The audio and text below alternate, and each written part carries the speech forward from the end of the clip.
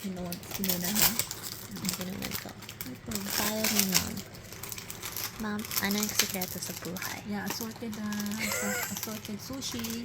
No. Or sashimi. Tinatanong ko kung ano ba yung payo, yung mga payo sa buhay. Ang payo sa buhay? Move on.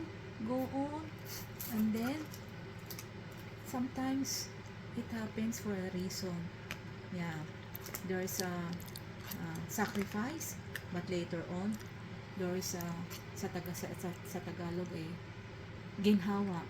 But, ganun talaga ang buhay ng tao. Sacrifice. Mas maganda yung mauna yung sacrifice kaysa yung ginhawa ka sa una and then later on, magsasakripisyo ka. Yun ang hindi maganda. It's better na magsakripisyo ka muna and then unti-unti kang umuunlad kasi meron kang goal in your life. Yun ang ano ko. Move on. Yung iba nga, hello, mga kabataan,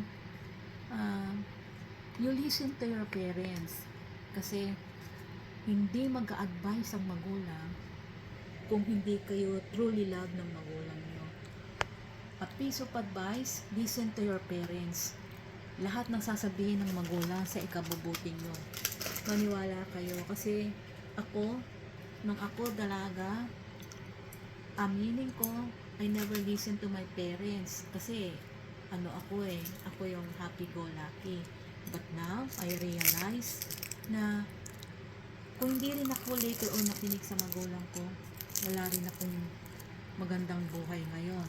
Kasi hindi ako makakapili ng lalaking talagang truly love ka dahil advice ng magulang yun sa'yo sa inyo naman, listen to your mother or to your father kasi magulang ang magsasabi sa inyo kung ano yung good or bad.